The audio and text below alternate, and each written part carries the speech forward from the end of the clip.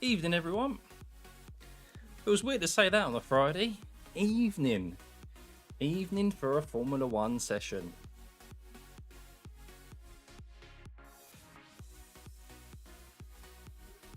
How are all you lovely people? I missed doing this. I missed doing the Japanese Grand Prix.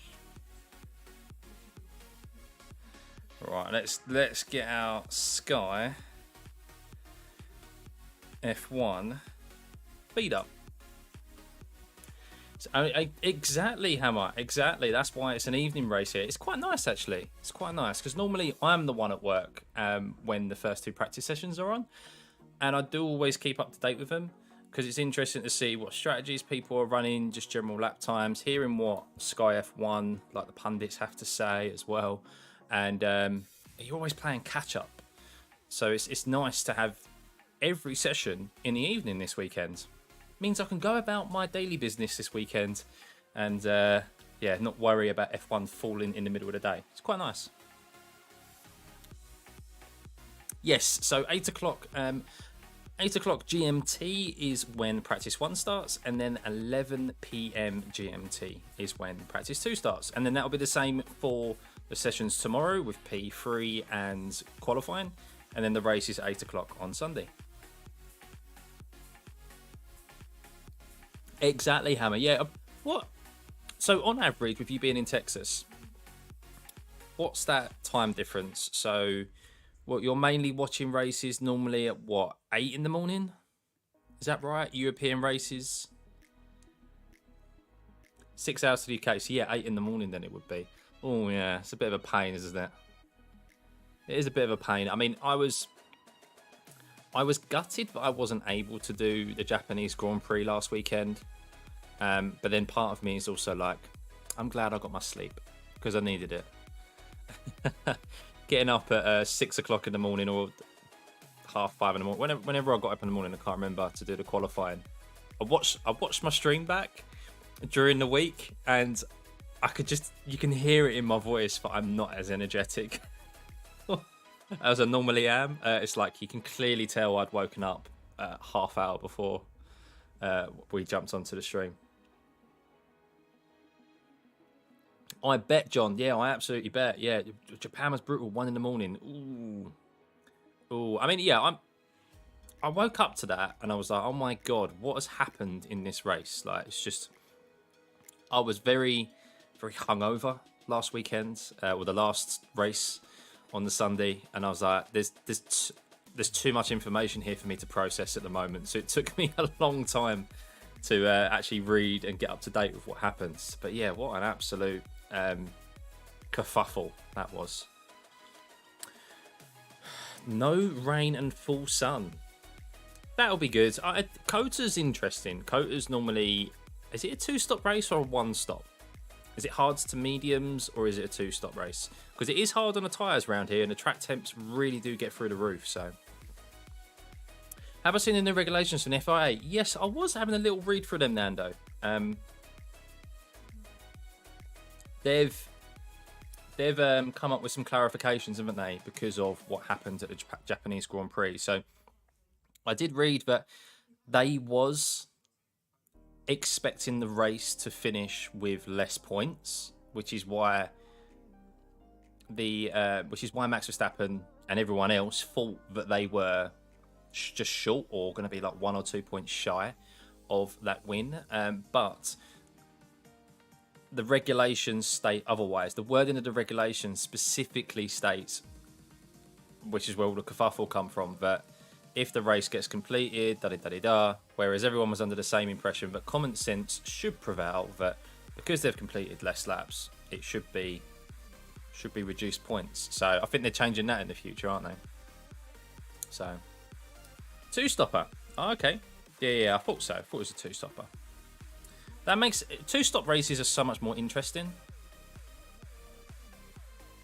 Right, hang on, let's just get my feed up.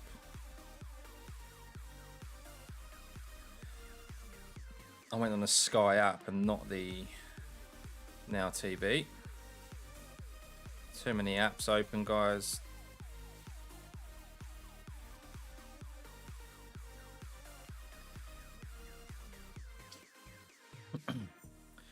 Not sure we're going to see a race for multiple Grand Prix. Why isn't it run by a board of directors, not a single person? Well, I think it's that he's at the head. So there is delegates in regards to health and safety. Like there are other personnel underneath them. There is a team. That was the difference with Michael Massey, is that he took on a number of roles that really he shouldn't have done, and that's why he should have just been race director and that's it. But he was like dealing with the health and safety side of things as well. I think there was something else he was also dealing with. So there was a lot of it took up a lot of his time unnecessarily, and it shouldn't have been. Hence why we had the whole kerfuffle in Abu Dhabi. That was one of the reasons, is that he predominantly was making sure that the track was going to be clear. The health and safety side of things, was the barrier intact, the marshals, was the car gonna blow up, all those sort of things. And then at the same time he had Christian Horner and Toto Wolff like in either ear, like trying to obviously dictate what was going to happen in the race. So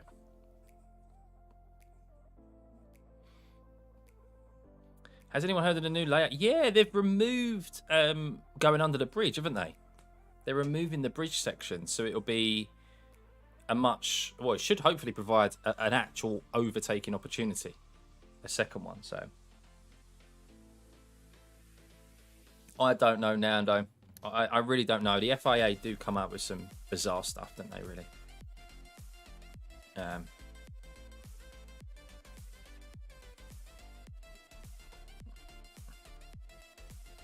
Like the whole cost cap situation, which I'm sure we'll discuss throughout this this watch along or at some point this evening. But oh yes, Lando and Daniel Ricciardo playing golf. Peak F1 coverage, guys.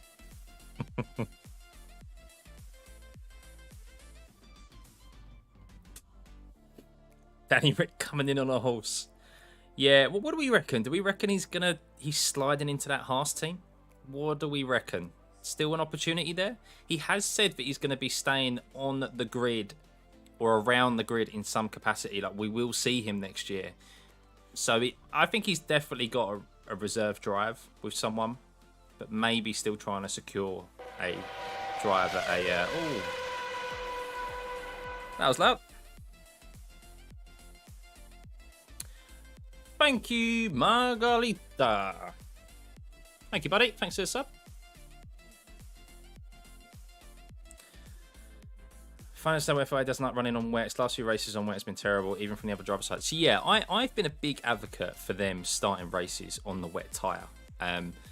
I didn't, and I'll admit, and someone, I can't remember who it was, someone did point it out to me in the last stream, that the wet tyre is just not, it's not a good tyre this year.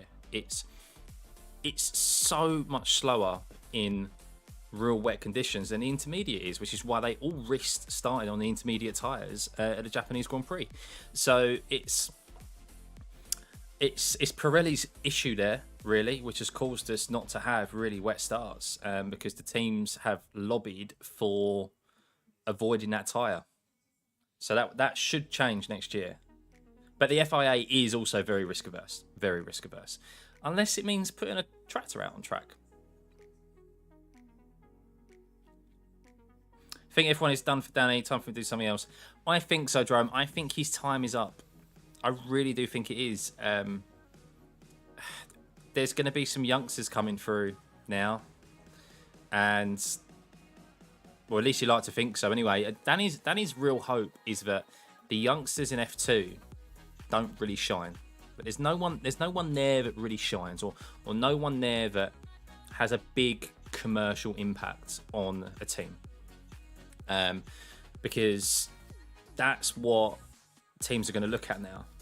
One, are they quick enough? Not necessarily pay drivers, but okay, how commercially valuable are they to the team? So Zhou, as an example, was brought into Alfa Romeo because he is the first Chinese F1 driver ever. He's been brought in for the commercial value. Now, hats off to him. He's done a great job this season in a car that's been terrible reliably. But that's why they've done it, to tap into that Chinese market, and understandably so. And it'll be the same with I think Williams are waiting to announce their driver based on how Logan Sargent does in the last race of in Abu Dhabi, the last F2 race, because he's just shy of the required super license points, and if he crashes out, he won't be able to get that seat. So I think Williams are waiting literally till the last minute to announce Logan Sargent, because then they'll have the first American driver in this new era of F1, with the Drive to Survive, or tap into that American market and reap it in.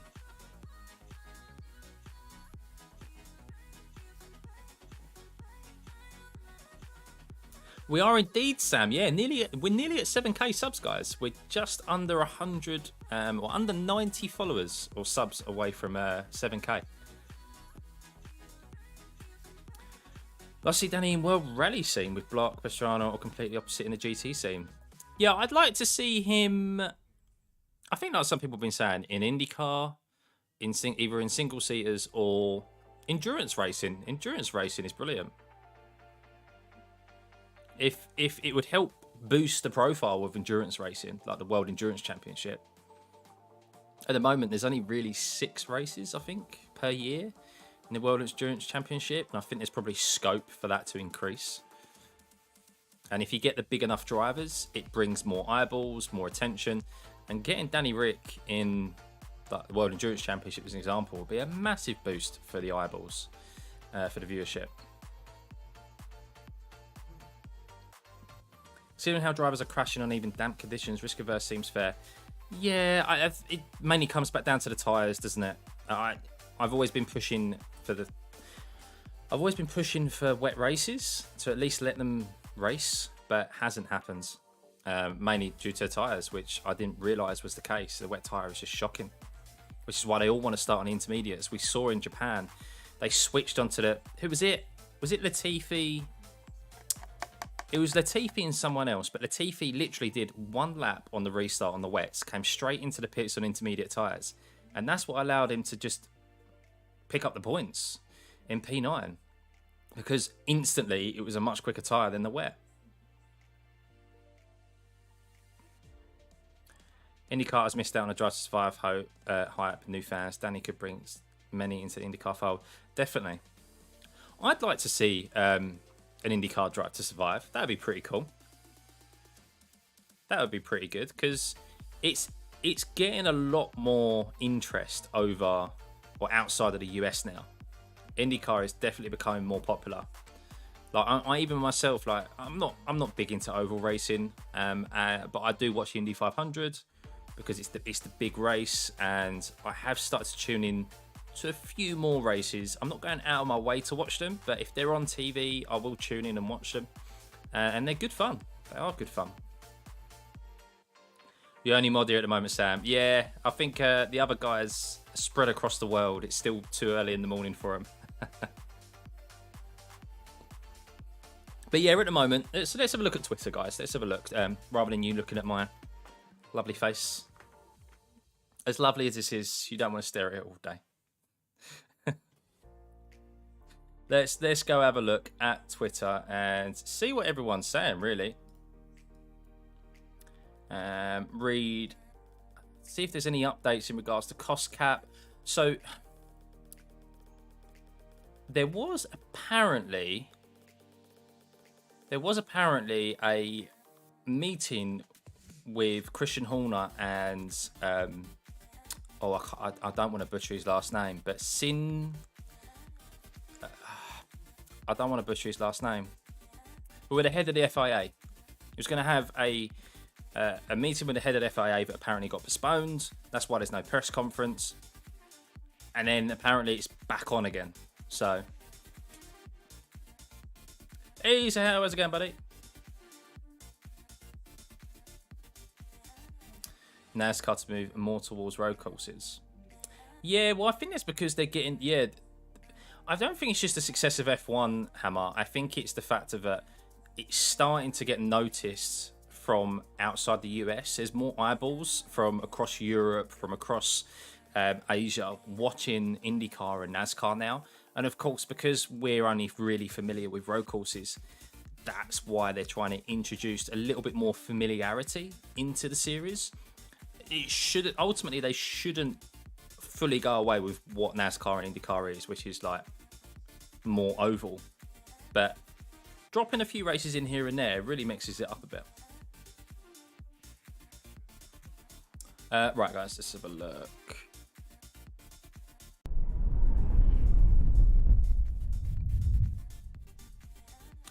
So,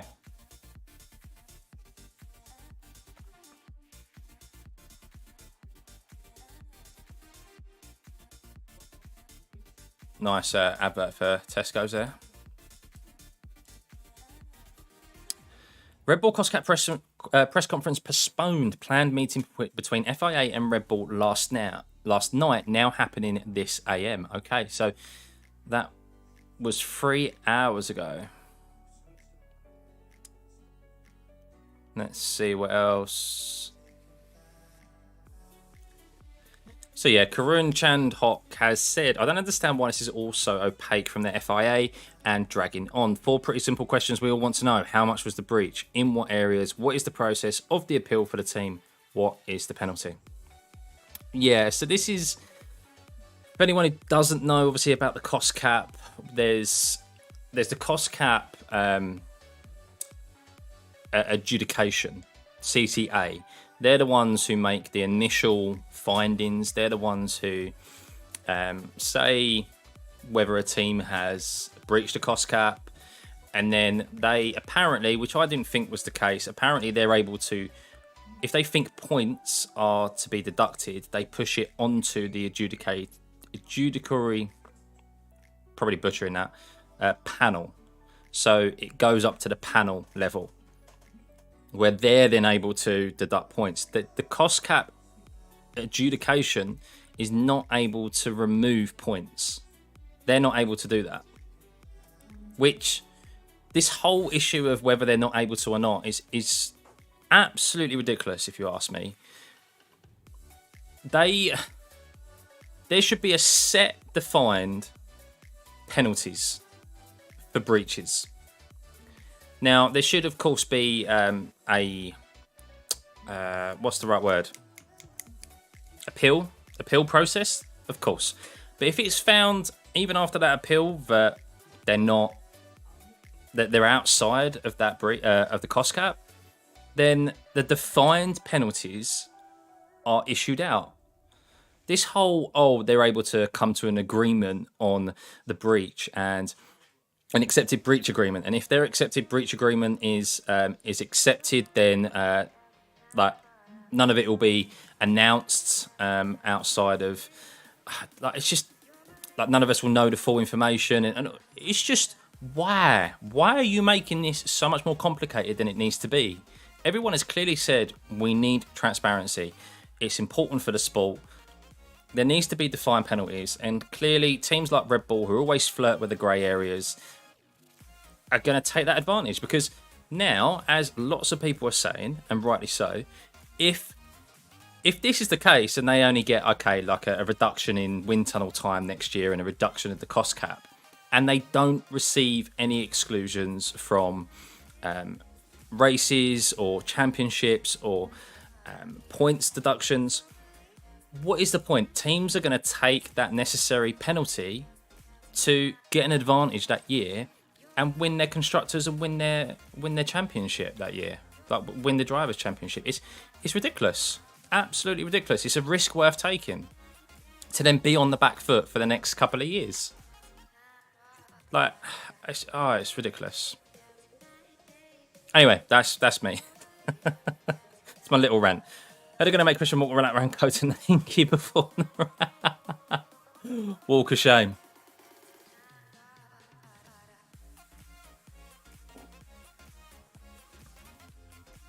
Now what's going to happen is Red Bull will get the pass and the next team will get the full force. Well, this is it, is that in every single sport, the biggest teams, the biggest stars, they get preferential treatment. They get the opportunity to appeal. They get more time. They get more leeway. It's just how it is in every single sport. And then F1, if it was a smaller team, if this was Aston Martin, you can damn right be sure that the book would be thrown at them. Their drivers would be excluded from wherever they finished. From the Drivers' Championship, they'd be excluded from the Constructors' Championship. They'd have the book thrown at them. But because it's Red Bull, because of the controversy of last year's championship, because this is what this cost cap is in relation to. It's 2021, not this year. Of course, there's a rollover in regards to them helping them this year. And then you've got Max, who's obviously the new champion, who is the golden boy. He's the FIA's golden boy. He's the one who broke Mercedes and Lewis Hamilton's hold on the championship in Formula One. That's why there's a little bit of a hesitancy around it all.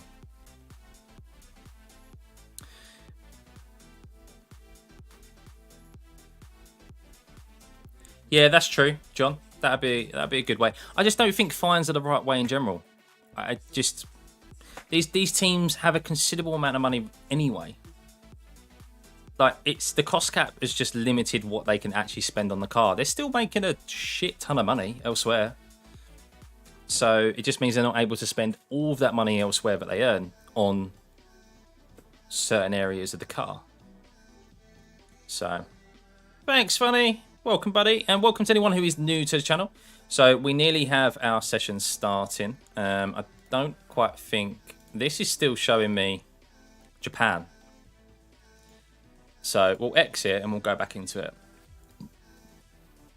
Why is it showing me the Japanese Grand Prix? That's not right. That's not right. It's not right at all, is it?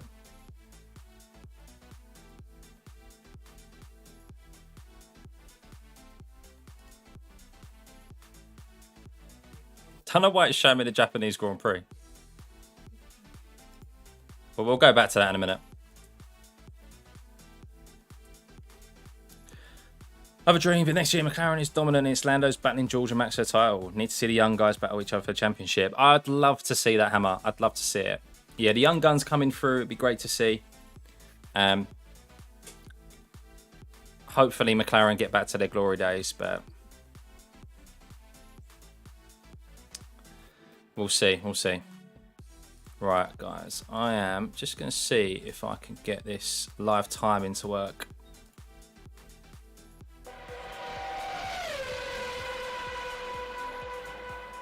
Still showing the Japanese Grand Prix. Why is it doing that, man?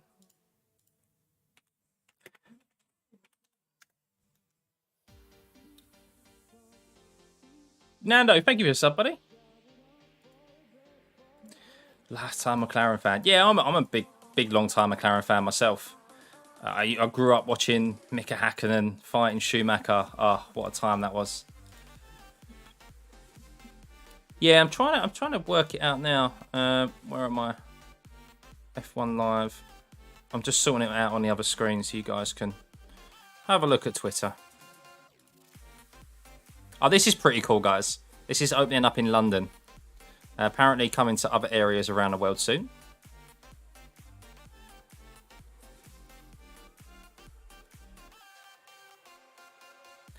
It's still showing the Japanese Grand Prix. Why are you doing that?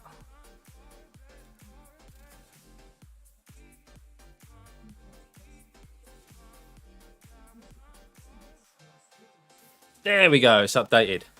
Bosh.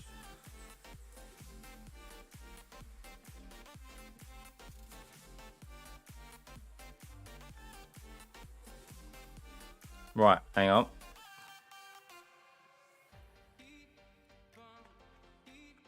I hope I don't get done for copyright for showing the F1 logo.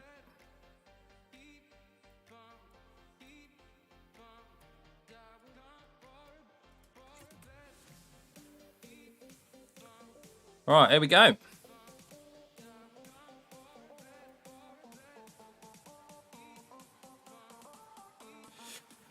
Bosh. So, we actually have Giovinazzi and Porsche. Oh, we have Teo Porsche guys out this evening. Teo Porsche is doing a run in... What is he, in the Alfa Romeo? He's got to be in the Alfa Romeo, isn't he? And Schwartzman. Oh! Oh, okay. Be interesting to see those are both out there. Haven't seen Schwartzman for a while, have we? And Alex Palou. Alex Palou's having a run. Oh, that's cool. Palau, is that how you pronounce his name? Is it Palou? Any news on Mick Schumacher and McLaren or Coulthard return? No, so apparently they're still playing quite coy, Haas, with Mick Schumacher. Gunther Steiner has been singing Daniel Ricciardo's praises recently. I've seen in the lead up to this race. Yet also said at the same time that it's in Mick Schumacher's hands in regards to securing that seat. So no, nothing is full and final yet for Mick. He needs a good end to the season, and I reckon that'll probably wait until. I mean, they've just bagged themselves a massive sponsor, haven't they? Which he did say will allow them to take spending up to the cost cap, because at the moment they're quite far below it.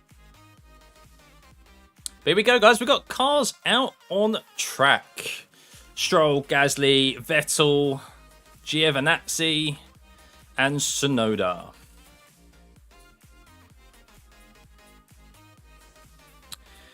Why does everyone hate this track on iRace? Participation levels are shocking for all series of running. Yeah, I don't know why I hate it. I've actually really grown. This track has really grown on me. It's a real thinking man's track. I think it's because there's it's very easy to get stuck behind someone. There's a couple of areas through this track where you just can't overtake. But I like that. The urgency to get past someone. Otherwise, you're going to lose time to the guys in front. Especially when I'm trying to fight out at the front. If you have a bad qualifying session, you've got to be very lucky to finish on the podium if you start further down the back. But yeah, everyone going out on track now, guys. So what I'm going to do is I'm going to move myself just a little bit above so that you guys can see all the information there, how long the session's got left. Track temperature is 39 degrees. Air temperature 29. Still hot, 29 degrees at what? At what time of the morning? 10 in the morning, is it? 11 in the morning?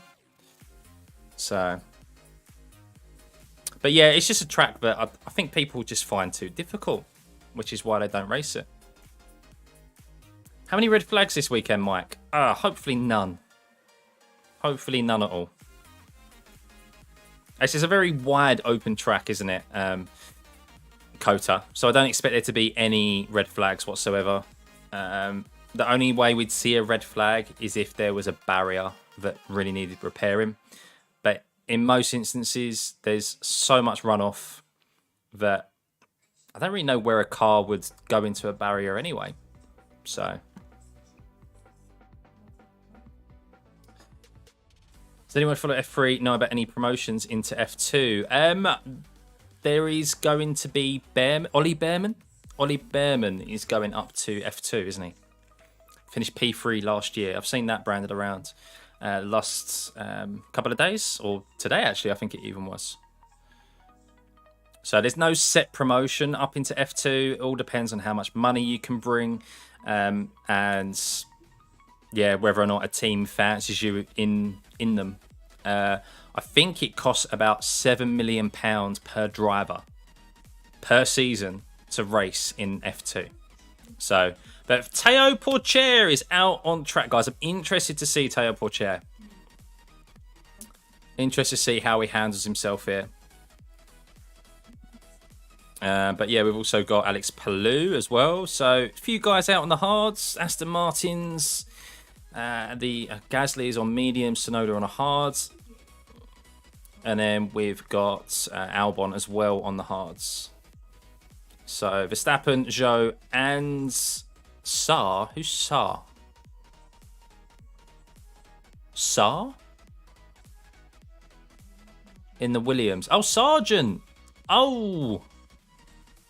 Oh, Sargent's racing. Well, he would, wouldn't he? He would be in a practice one session with it being in the US. Makes sense. Possible to cut 12 to 15 and no penalty. Where's that?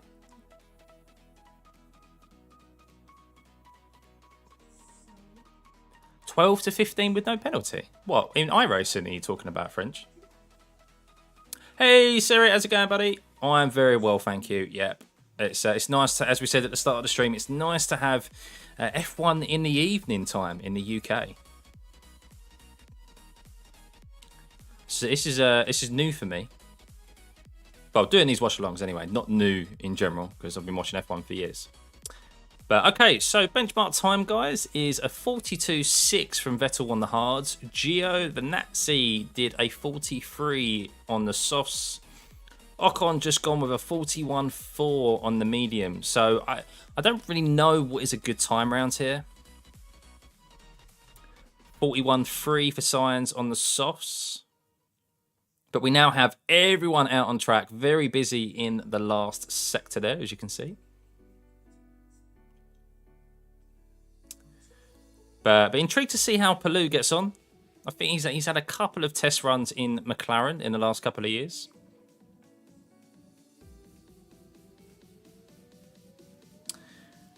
Where do I look at? Well, FP1. I've got, what do you mean, my setup? So I've got currently Sky F1 on my mobile here in front of me, which you guys can't see. And then, of course, we have F1 Live here.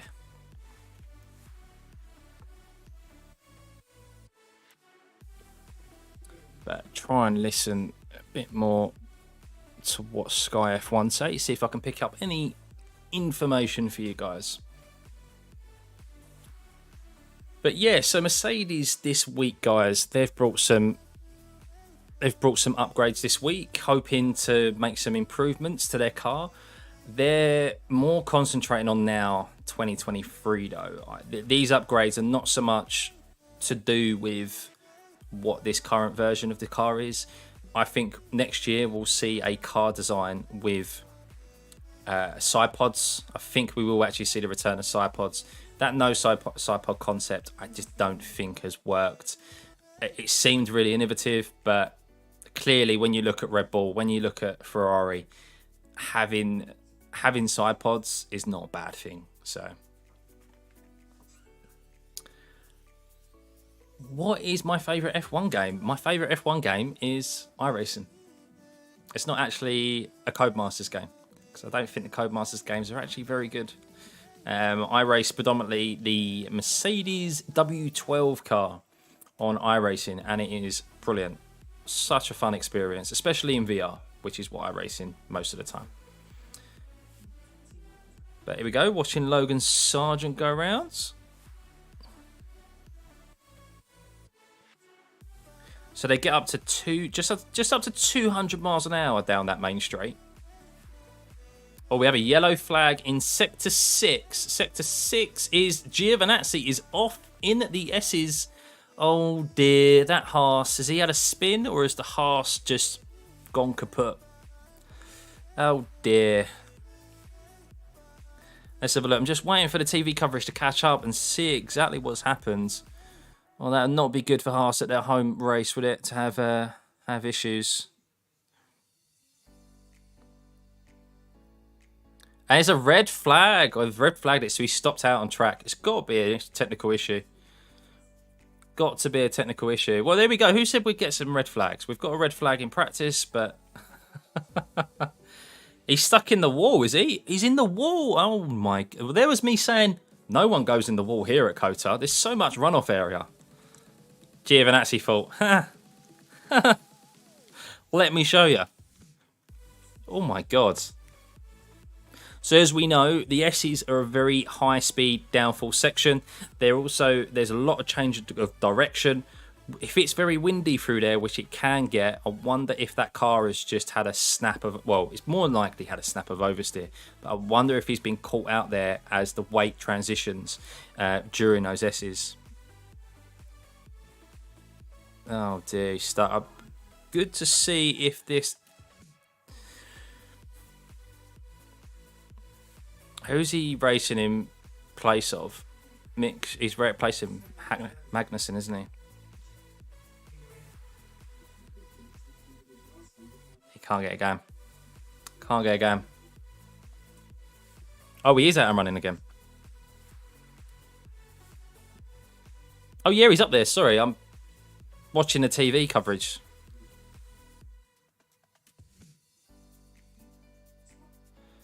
I want to see how that happens.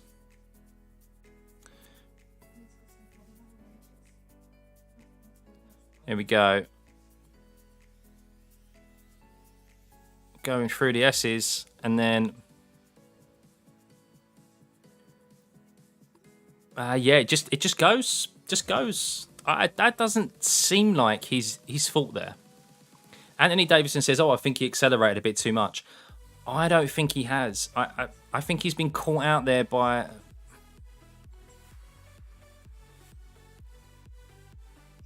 Yeah, they're saying the car in front would have cost him a loss of downforce. Maybe that's the case.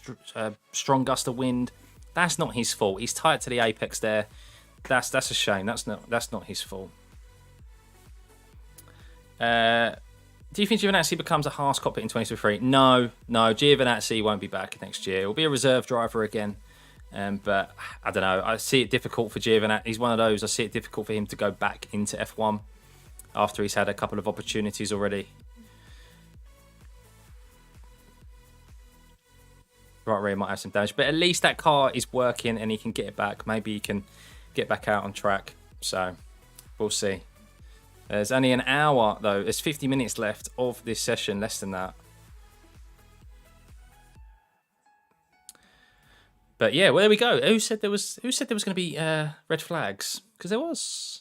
So the R4 even. What is your legend of F1? My legend of F1. What, of all time? Or just like playing F1 games, or I don't really play the F1 games, or just in general. The guy stinks, puts in the wall before anyone has a chance to put in a good lap. A little bit harsh there, Hammer. A little bit harsh. That wasn't driver error. That was just, there was a car in front. How much dirty air came off of that car, I don't know. But he was tight to the apex, wasn't on throttle too much, and the rear just went. So that maybe an issue with the car, the setup, gust of winds. It's the rear is just gone on him. That's not his fault.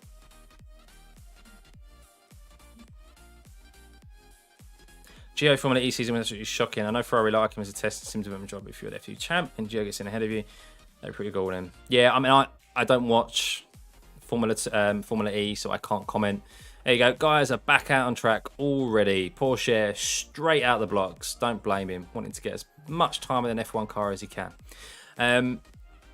Yeah, I haven't watched him, but I think I thought he was a bit unlucky to lose his seat. Was it last year or this year? I think it was whenever he lost his seat. I think he was a little bit unlucky because he put in some good performances and wasn't. I thought a bit harsh to lose his seat, but that's the thing now. Like once you become unfavoured and you haven't really done anything too amazing, to try have a year out to try and get back into F1 is so difficult. It's only 20 seats, isn't there? So.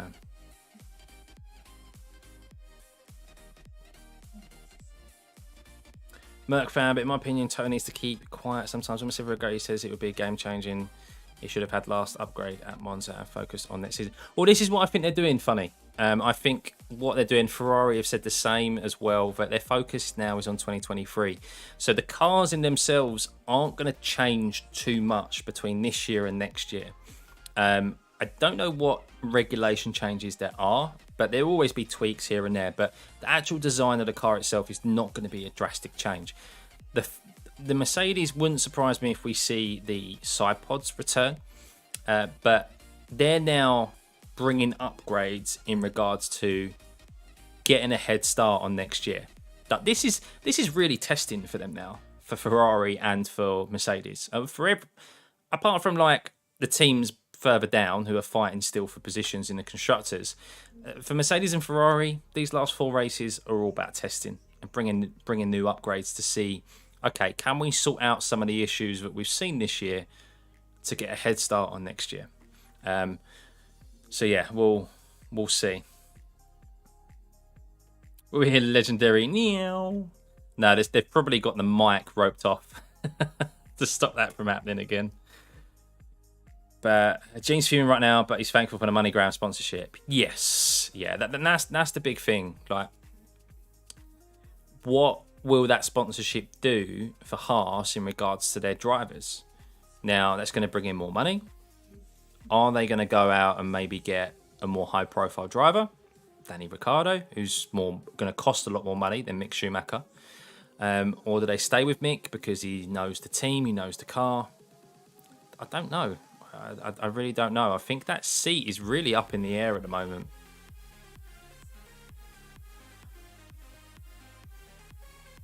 George.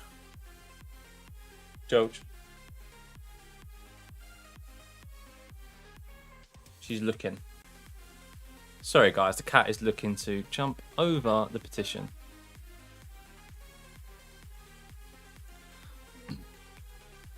Epic Mazapan return. Mazaspin, sorry. I did see Ryanair pretended they were going to be the sponsor. They've got some good social media guys, haven't they? They've got some good social media teams.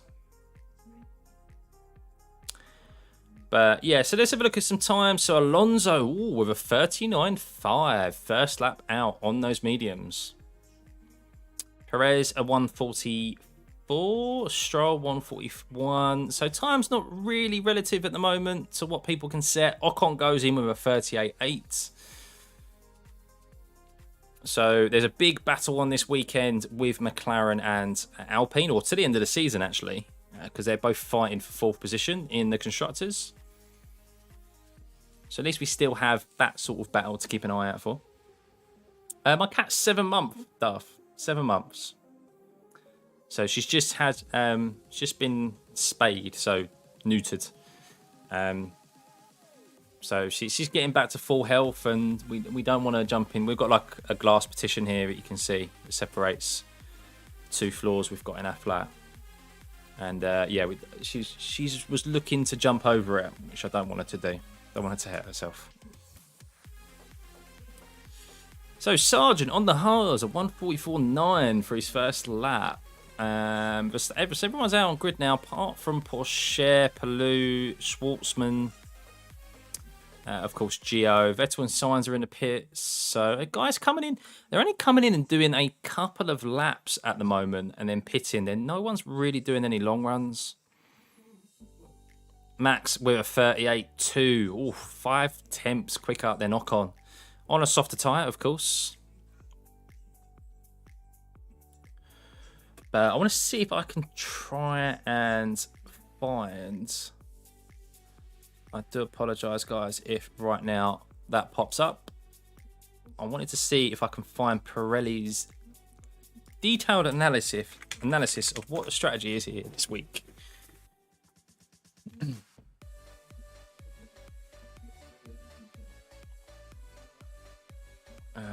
Pirelli Motorsport is probably best.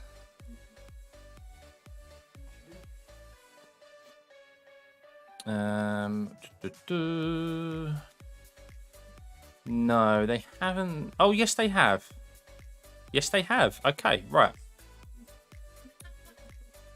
Get out. No, get down. Oh, she just tried jumping over again. She got a lot closer that time. That's basically the issue with Twitter. Yeah, hopefully, Darth.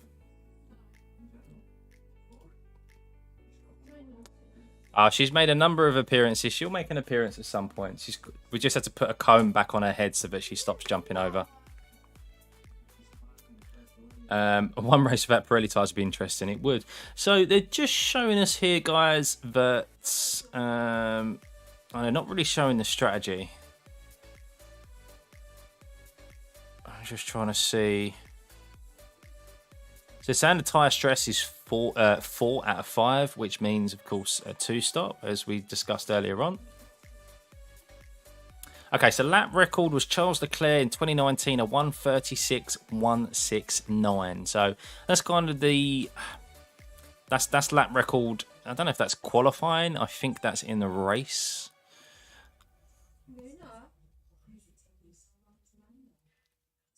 She's going to try again, isn't she?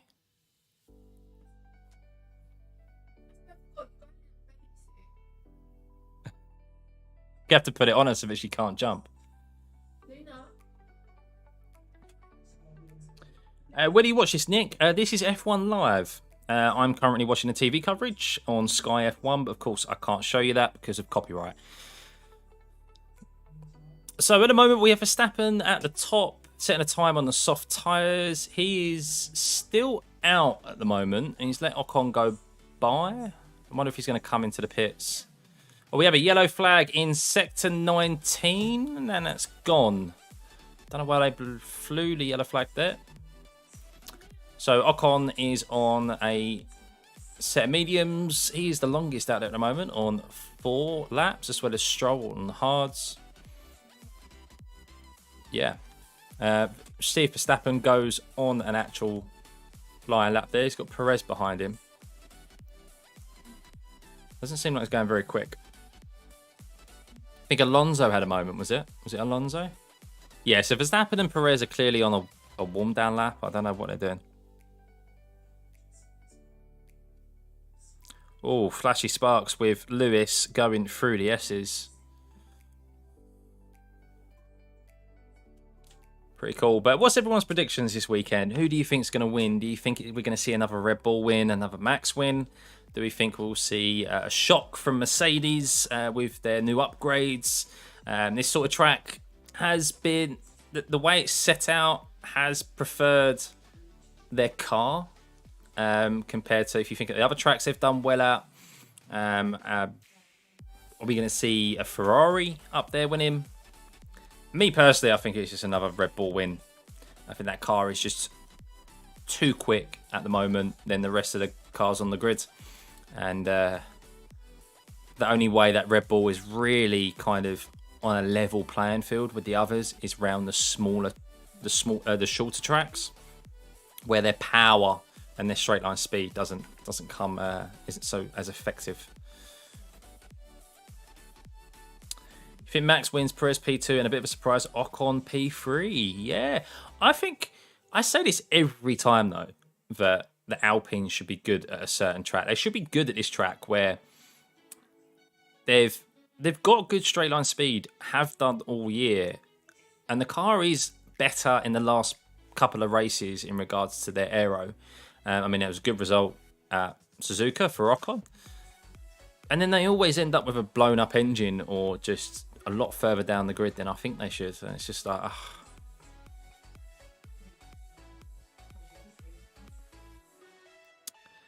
Indeed, there's a guy, buddy. Currently, I am where I like, but I hear it. Yeah. Thanks for being here, guys, and thanks to everyone who's tuning in. If you haven't subbed already, please do. We're fast approaching 7k subs, so we'll be streaming every session this weekend.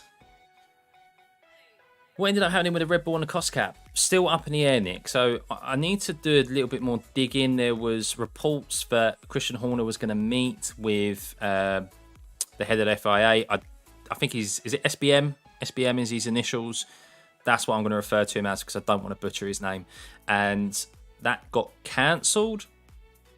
The FIA have confirmed that their cost cap arbitration have confirmed that they've issued them a breach agreement, which means if Red Bull accept that breach agreement, the penalties will be announced, but the details of their overspend won't be.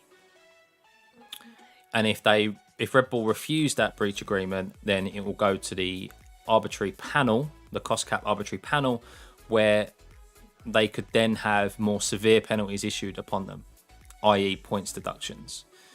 So it's all very convoluted.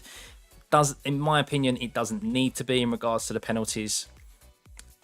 And yeah, we wait and see. So, thanks, Steve. Thank you, buddy. Where am I watching the F1, Cal? I am watching it on my phone here, which is Sky F1. I can't show this because of copyright. And then this here is F1 Live. Sounds like blackmail. Well, I've said it before. What I don't understand is why are the penalties not more specific? Why are they not already predefined? Why are they're so broad that teams can play around with grey areas, and if it turns out that they get a cost cap reduction for next year, or wind tunnel reduction time, and no points deductions, then in effect they've cheated, no matter how you look at it, because they've broken financial rules and they've won back-to-back world championships due to it.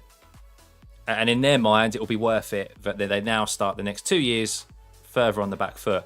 And they've already got a quick enough car as it is anyway, that I fully expect them, even with Mercedes and Ferrari upgrades, to be fighting at the front from the start of next season. So how much of a penalty would it be? The only thing that really hurts teams and drivers is penalty deductions, championships removed. That's what they're all racing for at the end of the day. So we'll see. Be great to see Seb have a podium. Yeah, be great to see him have a podium. Where is he at the moment, speaking of Seb? So Seb is, oh yeah, P3. That's why he mentioned it. Yeah, he's P3 at the moment. 138.4. Nearly a second slower than Max, who did a 37.4. So Max is quite evidently the quickest car on track at the moment. On 5-lap-old softs as well.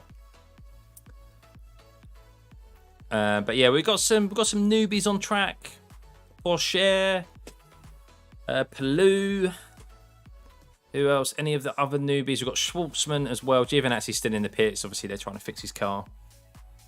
Who's my favourite driver, Mohammed? I get asked this question every single watch along. So, I don't have an individual favourite driver. I mainly support the British drivers. I am British biased because I am British. Always have been. That's why I do like McLaren more than any other team, because of just growing up watching them. My granddad got me into F1 and he was a big McLaren supporter. And yeah, I mainly support the British drivers. So of course, Lewis Hamilton, George Russell, Lando Norris, Alex Albon, even though he races under the Thai flag. Who else we got as well? That's it, isn't it? We only got 4 UK drivers. And then I have got obviously other drivers which I prefer over more than others. And yeah, that's it, really.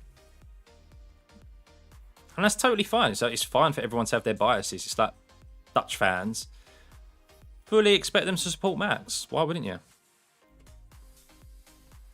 Max is quick, but not yet in his prime. I think his prime we'll see next year. He's already in a league of his own. Yeah, I mean, I think he's pretty much up there. He's clearly the quickest driver at the moment, isn't he?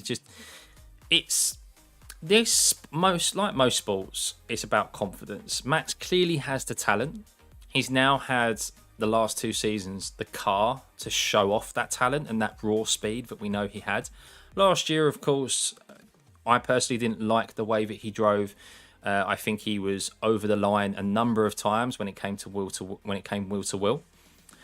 This year, the rules are a bit more black and white in regards to track limits and the way overtaking is managed. And he has just been, when he's gone wheel to wheel with Leclerc, has been brilliant. And we've seen a much more mature Max this year, and the car has just got better and better and better. He's become more and more confident, and that's why when you put a car like that in the hands of a driver like Max, we see the dominance that we've had the second half of this season. Lewis is my favourite as well, although I mainly like him because he's very polite, respectful and kind, sort of. Yeah, exactly, Adib. Yeah, I agree. Yeah, I like Lewis. Max did it. Max deserves title. Red Bull didn't need to cheat to win. Well, yeah, Max thoroughly deserves the title for the way he's driven this year, 100%.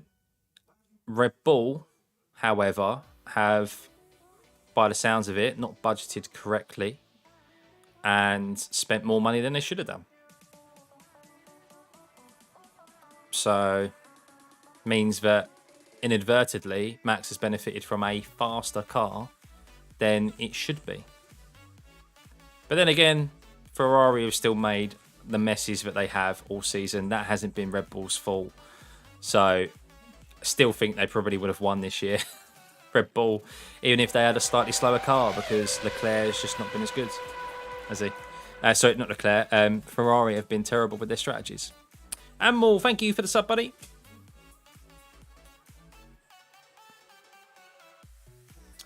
Yes, well, both of them last year deserved to win the championship. Both of them did. They both drove phenomenally. End of the day, they were level points going into that last race. That's like unheard of. So deserving the title is one thing. Yes, they both did. But actually winning it, of course, is an entirely different thing. And realistically, it should have been Lewis's. We all know it was a mistake in the rules, and yeah, Max obviously benefited from that. That's not Max's fault. It's just what happened, and he took that opportunity, and any other driver would do the same. So, Sahar, welcome, buddy. Your mods. Do you mind getting rid of those chatbots for us?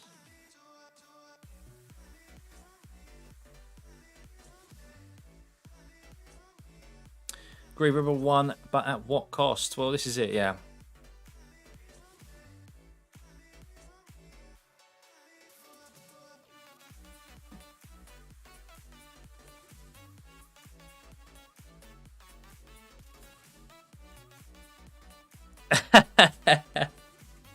Alex Palou, brilliant. Love to hear that. Just someone enjoying driving an F1 car.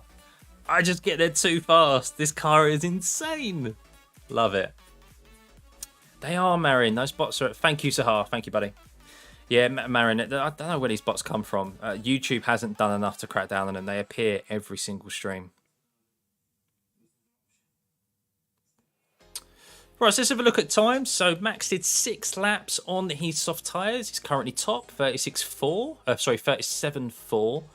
And then Vettel of 38.0. Sainz, 38.2. Where is Leclerc, by the way?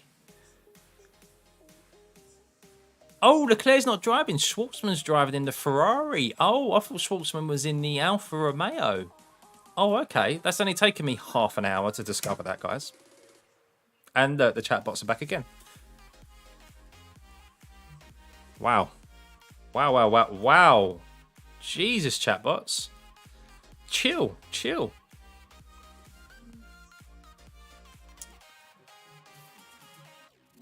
Seb Vettel P2, yeah, it'd be good to see him up there. I want to see if there's any reason why Sainz is a 38.2 at the moment, why he's so far back. Interesting. Mary, you jinxed it. You jinxed it, buddy. Well, we all jinxed it with those bots. Should have I normally just ignore them. Mods do your job very well, and they crop up every now and then. Do I go live every day, Adib? No, I don't go live every day. This isn't my full-time job. I've only been doing these watch-alongs since halfway through the season. So normally I don't get to do practice 1 and practice 2 because they're on a Friday and I'm at work most of the time. But I try and do practice 3 if I can. But qualifying and the race is what I at least try and definitely do every race, well, especially moving forward. So this weekend and next weekend as well with Mexico, they're evening sessions, so I've got plenty of free time to do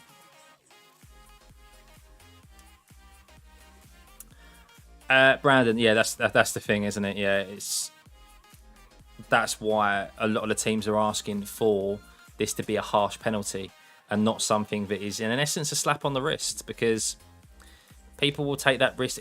Do you know how much money and how valuable drivers and constructors championships are?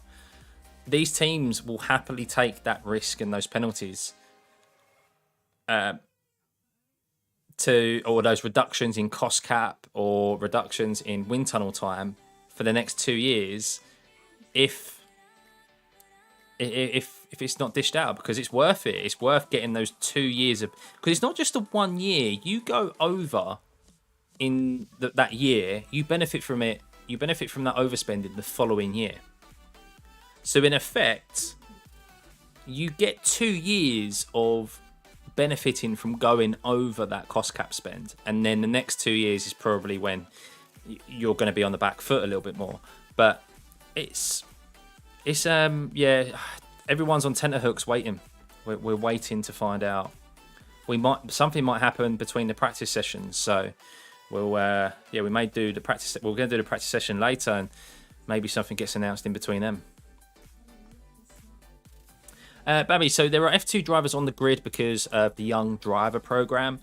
There's a regulation in the there's a regulation now in F1 where X amount of time throughout the year has to be given to younger drivers in an F1 car. Everyone wants a Vettel win. It'd be good to see him get a podium, wouldn't it? Brilliant to see him get something out of the lot, or at least be up in the points in the top 10 the last 4 races of what is potentially going to be the last 4 races of his F1 career. It's actually Adiba, not Adib. Oh, sorry, buddy. It's just because I was shortening it. I knew it was Adiba. I was just trying to shorten your name. Exactly, Marin, and that's why I do these, man. It's my absolute pleasure doing them. I love talking to like-minded F1 fans. How many upgrades can 5 million get you a car? Oh, a considerable amount. I think Lewis Hamilton said a front wing is like 330,000.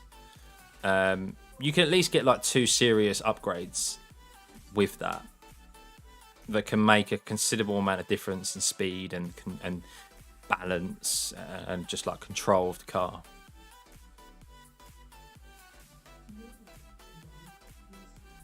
Well, this is it, Darth. Yeah, everyone is also threatening if the penalty is not severe enough, then they will.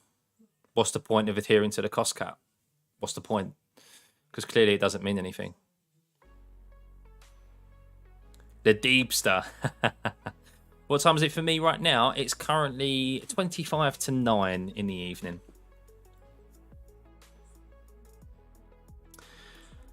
But yeah, so out on track at the moment. So Gasly has done the longest stint so far, 10 laps on a set of medium tyres. He's currently in the pits. Giovinazzi at the bottom. So Albon is 19th. Sargent is 16th at the moment. This is going to be a difficult track here this weekend for the Williams because they're going to be good down the straights, but then they're going to suffer in the downfall sections, which is where they're really going to lose time. So probably expect to see them out of Q3 to out of Q1 tomorrow, or not making it past Q1.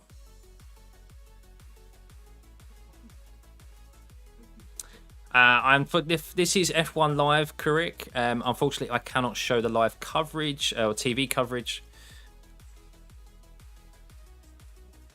Ooh, Ocon hit the curb there. Boing.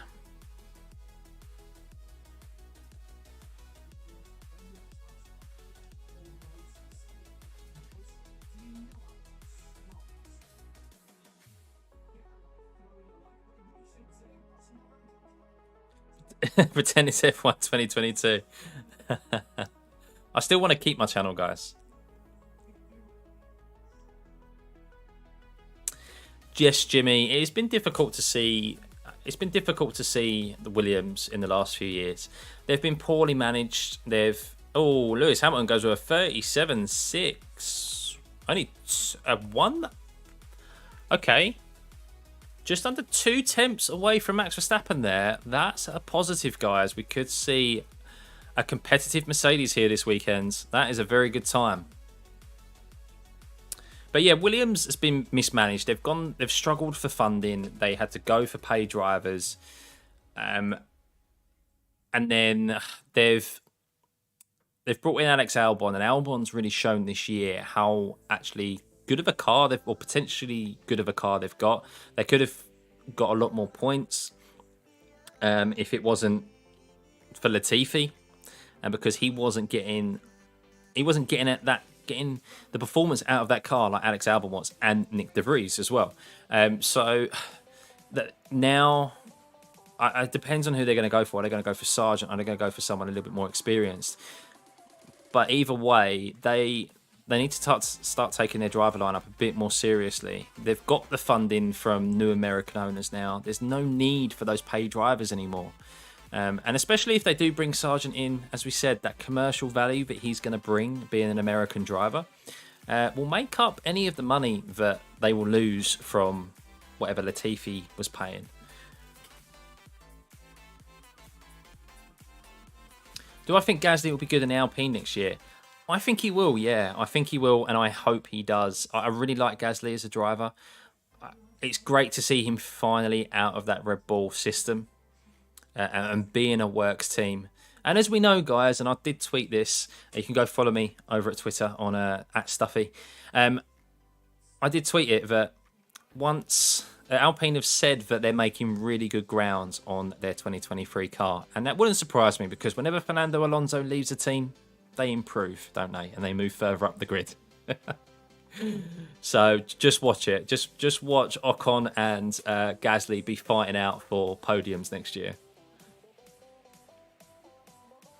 Correct me if I'm wrong, but didn't Mercedes hire a Williams driver? I can't remember his name. Don't think so. Bet Latifi will qualify in P20. Well, he is the GOAT. He's not called Goatifi for a reason, Brandon.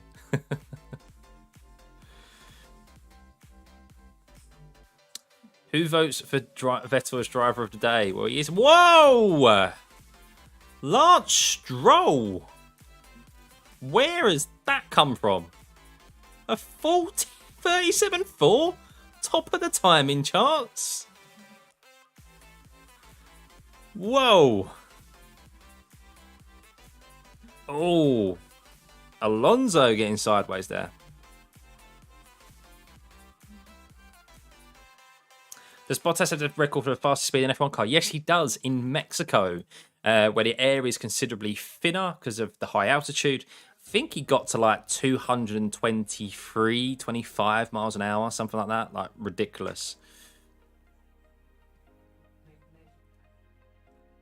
Is a rivalry between Gasly and Esteban real? Well, there's apparently there has been some animosity between them in the years, very similar to kind of Rosberg and Hamilton. Friends as kids in go-karts, used to room together and stuff. And then I can't remember exactly what happened, but they fell out about, not in F1, but I think it was like F2 days. They fell out and haven't really been on speaking terms much since. But look, at the end of the day, they're both adults. They're both there to be F1 drivers.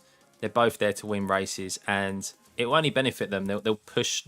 They'll want to beat each other more than anyone else. Of course, you want to beat your teammate. That's the first kind of rule in F1. But they'll particularly be. It'll be interesting to see that battle next year, and it could push the team further forward. Having two drivers like that, as long as it's not back to the days of Ocon and Perez, where they'd risk pushing each other into the wall. But yeah, I'm really excited for that partnership next year. Vettel in 6th, yeah. That is a quick time from Stroll. I'd be interested to see if Verstappen comes back out and sets a time. But Perez is out on track now. Let's see what Perez can set. Hamilton's pitted and come back out on a new set of softs. So keep an eye out on Hamilton. See if he can set a faster time.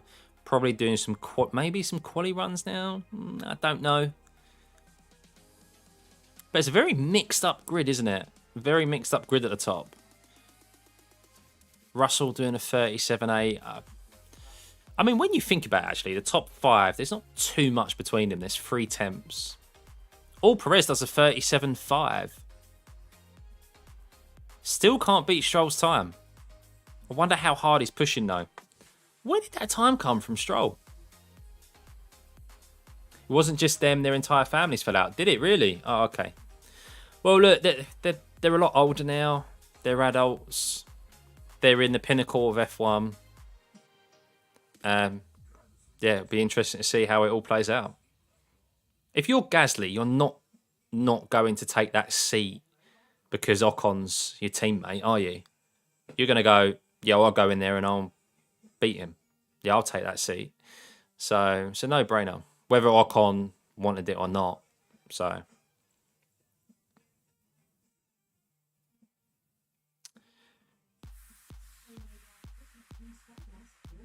F1's becoming boring for you, really? Well, this end. The thing is with the last 4 races, this is the problem with championships being wrapped up so early, is that it's not particularly great for the sport because people turn off. Sainz with a 37.8. Okay, that's more like it. That's more of a relative time, guys. Hamilton did a 37. Okay, so he did a warm-up lap there. He did a 3:27.3. So keep an eye on Hamilton. Should we watch Hamilton's sector times? Let's have a look. So he's not purple. So he's not quicker than Sainz. Oh, he was through there. So he's green, green, yellow through that middle of the S's. Just keep an eye on Hamilton and see if he can set a faster lap time than what he did previously, a 37.6. Was that green as well? No, yellow. So a bit of an up and down lap this time around for Hamilton. With that yellow sector into T11, really look at that. He's losing so much time down that main straight. Let's see. Does he make up any time in the twisty section at the end? Oh, wow. He was purple there. So he was late on the brakes. Hamilton, one of the last of the late breakers, isn't he? This is a very topsy-turvy lap. So he was purple through there, and now he's slower than his original fastest time. Oh, he's not good through here, is he? Is he going to improve? He's green through there. So I think he's going to improve. I don't know. Here we go, across the line. He does a 37.3. So that was 3 tenths quicker, but look at those sectors there, guys. That was a very up and down lap. Still 4 tenths, pretty much 5 tenths slower than Sainz's fastest lap. So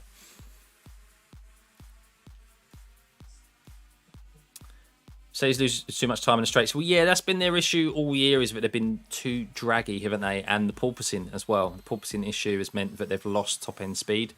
But yeah.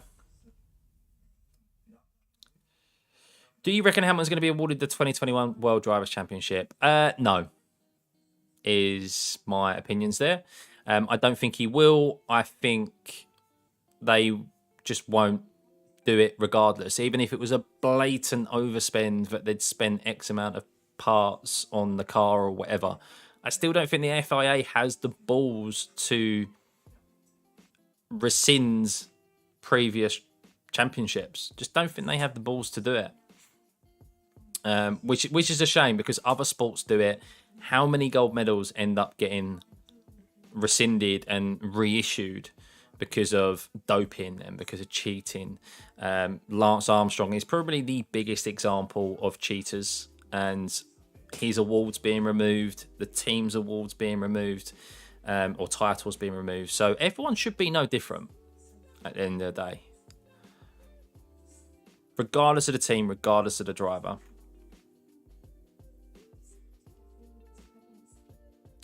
Most likely, Red Bull will simply receive a fine. Yeah, we've mentioned it a few times. The strong rumours of it, it's going to be a reduction in cost cap, and it's going to be a reduction in wind tunnel / CFD time.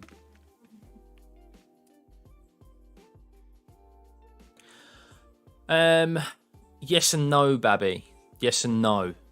So the cost cap arbitration, who are, if you overspend by within 5% of the cost cap arbitration are the ones who review it, and then they offer a financial breach agreement, which the team can either accept or not accept. If they don't accept it, then it goes up to the arbitrary panel, and the panel can then investigate and issue harsher penalties. So there can still be penalties dished out, or penalty points or DQs, but apparently that is only done by the panel, not the arbitration. The arbitration can recommend for harsher penalties, but they don't implement disqualifications. It's too fucking convoluted and too unnecessarily stages, like procedural stages. It's ridiculous, really. But yeah, that's a roundabout way. So apparently it was said FIA have confirmed they have issued a financial breach agreement to Red Bull. It's now up to Red Bull whether they accept that or they don't accept it and appeal it at the arbitrary panel. But then there's a possibility of harsher penalties. That's basically the crux of it. Right, Verstappen. Yes, Verstappen is out on track. He's seeing Stroll and P3 ahead of him. He's like, I can't have that. I can't have that, guys.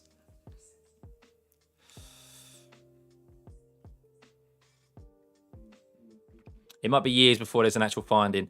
Well, they can't, Babby. They can't let it go on and on. They can't. It just... They can't. For the integrity of the sport, they need to find resolutions quickly. FIA don't have the balls. That is why they sealed Ferrari 2019 documents of illegal fuel. They won races and FIA not going to nullify these victories or championship points awarded. FIA seem corrupt. Yeah. I think the difference there though is that Ferrari didn't win. Ferrari didn't win the championship, Brandon. If they won the championship, maybe we'd seen something different, but I still don't expect them to have had the balls to do it. Fernando Alonso, with Crashgate, Fernando Alonso won that race because of the team making a strategic decision to crash his teammate so that he could benefit from a strategy call and keep him at the front of the grid. He won that race. He kept the championship points and went on to win the championship. They found out during the season that, yes, there was Crashgate and they did it on purpose and still didn't remove Alonso's race win and allowed him to fight because it's not commercially good for the sport. So this is the problem. Sport, as we all know, is ruled by money. F1 more so than any other sport in the world, most probably. Even more so than football. So, yeah. Really annoys me. I'm just saying. You can see how frustrated I am because I'm a fan of F1 and the FIA have just continually let kind of cheating go on for ages. There's been no transparency and the sport is bigger now than it's ever been. And there's more eyeballs in it than it's ever been, and they're only letting themselves down. Before we know, hey Marlon, how's it going, buddy? Welcome, mate. Before we know, Merck could be consistently breaking the cap and getting away with it due to the political influence of F1 and FIA. I disagree with that, Babby, because in the day, figures don't lie. Figures don't lie. They're there for you to see. And at the end of the day, everyone's put in their accounts. And the only team to have overspent was Red Bull. Aston Martin, Brandon, was a procedural breach. So that means that there was a filing error. I think Williams got issued a fine for issuing certain file requirements late or submissions late earlier on in the year. And Aston Martin, there's a discrepancy in regards to something they've filled out incorrectly, which means they've received a fine. They haven't gone over the cost cap as first fault. So they need to undergo a massive transparent external audit. The figures aren't there. It's not public info. Well, none of it's public info, Babby. This is the problem. This is the problem about this whole procedure and everything that's going on with Red Bull at the moment, is that nothing is transparent. I get there's certain elements that they probably can't release because of confidentiality, data protection, etc. But there's got to be elements of areas that they can issue where they've spent money, and especially if someone has bloody breached a cost cap. Like if this breach agreement, right, guys, it gets accepted by Red Bull. If they accept the penalties from the cost cap arbitration, they will issue the penalty. They will announce the penalties that have been dished out to them, but we will not know the breakdown, the official breakdown anyway, from the FIA of where the overspend was. Because they've accepted the breach agreement. That's one of the deals of accepting a breach agreement. That is complete and utter bullshit.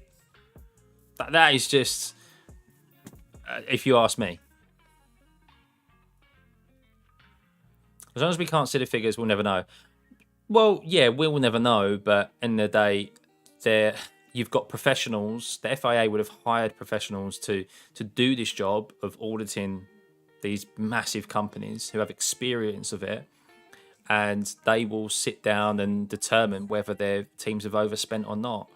And clearly Mercedes, Ferrari, McLaren, or every team apart from Red Bull have been deemed to have not overspent. I'm sure maybe they'll release at some point how far under teams were in regards to the cost cap. I hope we get that sort of schedule. Maybe they're waiting to issue that after the Red Bull situation has been dealt with. But yeah, I would like to see more transparency because people are taking more interest in this side of the sport.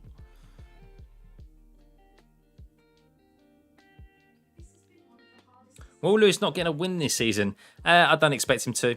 No, that Mercedes just isn't quick enough.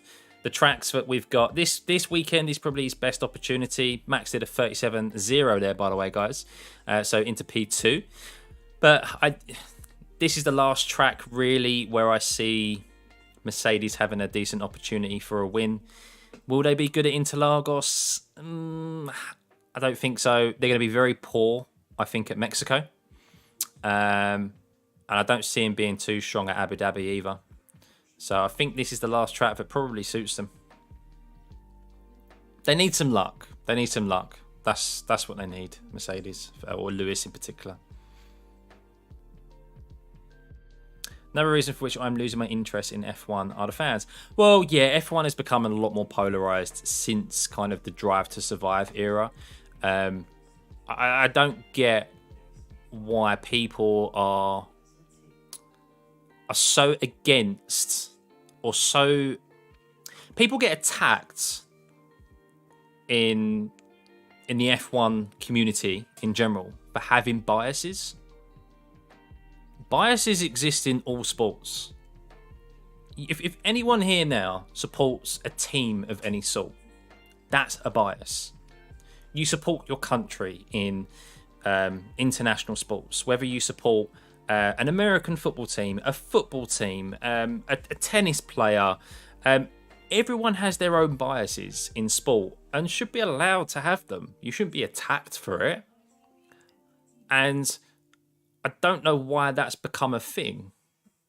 You can have your biases, but still look at things like objectively, which is what I at least try to do. I know some people are very much like, no, like they are in team sports as well. No, that was wrong. Like if that was your team, that would have been different and stuff. But at the end of the day, like we're allowed to have biases. Why not? Messi or Ronaldo? I've always been personally Ronaldo, but I totally understand that Messi is phenomenal.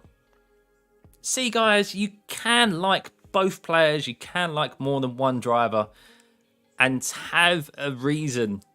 It's okay to favour one over the other. It's always Team Red Bull versus Team LH. Yeah, or Team Max versus... More so Team Max versus Team Lewis. But that doesn't come from the drivers. That comes from the fans. And I don't think Christian Horner... So where it really changed and kicked off for me, where I noticed the difference, was Silverstone last year. I think Red Bull in particular had a very large part to play in this division that we currently see with certain groups of fans. And the way that they handled the Silverstone situation, the Silverstone crash, was just wrong, in my opinion. And it just created a massive division in the fans. And they leapt onto that. People obviously people from Max's side or Max's fans attacked Lewis Hamilton's, and then Lewis Hamilton's fans staunchly defended him. And it should never have been like that at all. Like, it was a horrible crash, but crashes happen in F1. No one intended for there to be a crash, but they went into a corner and they crashed.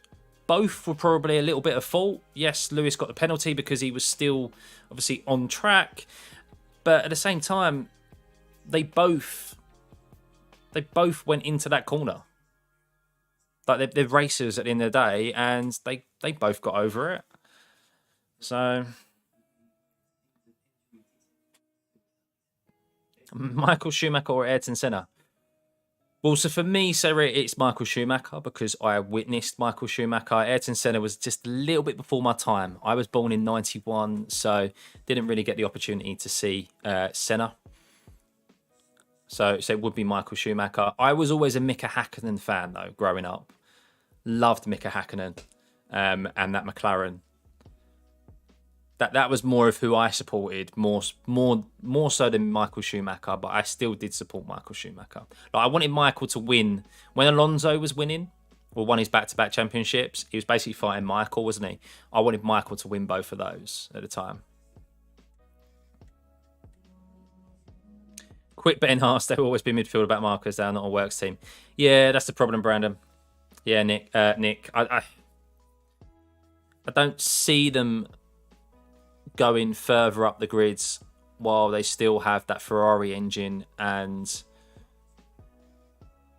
I mean, it'd be interesting to see next year, because apparently that this new sponsor, Gunther Steiner, has said it will allow them to go up to the cost cap spend. At the moment, they were quite considerably underneath it from what I heard. So, but there we go, guys.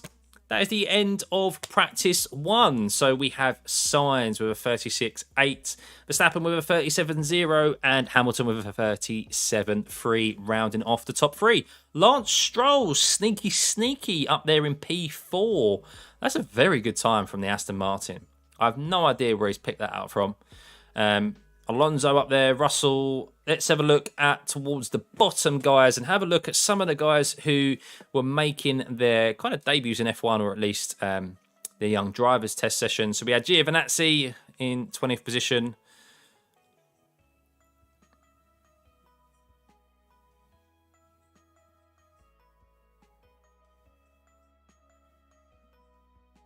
Schwartzman coming onto the radio. Sorry, just got interrupted there, guys. Schwartzman coming onto the radio and saying Max blocked him. Don't think he'll get an investigation. But yeah, so we've got Sargent down in 19th position, Pourchaire in 18th, Alex Palou with a 39.9, not too bad. Schwartzman with a 38.9. So there we go, guys. If you just look at that there, and of course, Sainz has been racing this car all season, very familiar with it. But that's just how much difference it makes in regards to knowing the car and having confidence in a car. Because Schwartzman, 38.9 and Sainz a 36.8. 2-second difference. So for anyone saying that they could just jump into, or a driver could just jump into, say, that Mercedes that we had over the last couple of years and they'd win the championship, then that just shows you there. That just shows you that it's not as easy as what it seems. So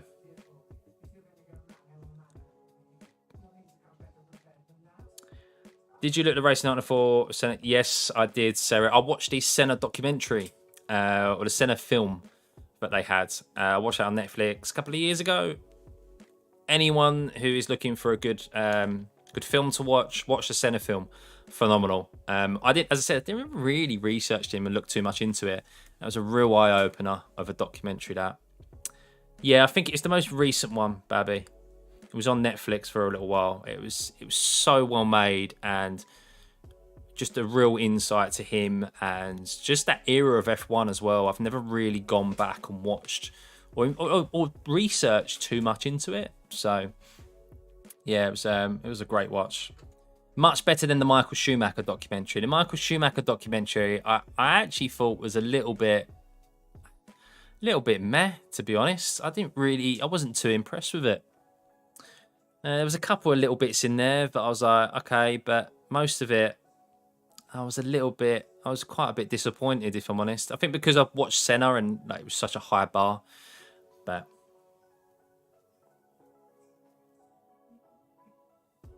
the few people mentioned the leak itself. You know what I find? The few people mentioned the leak itself.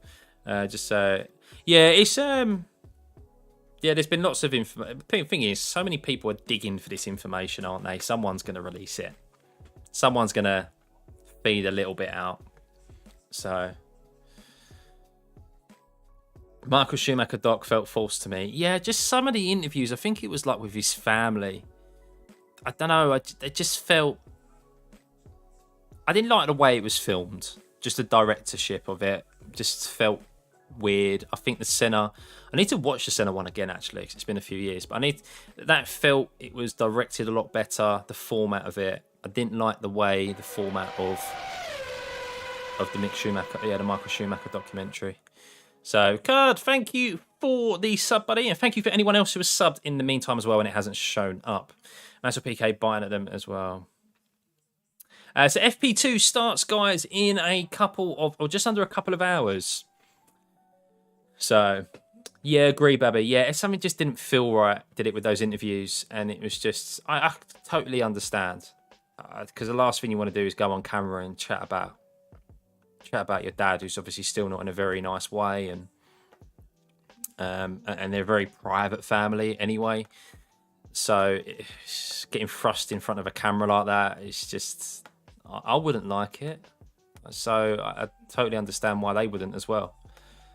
But anyway, Nick, predictions for Sunday? Too early to say. I think we spoke earlier on, but probably a max win.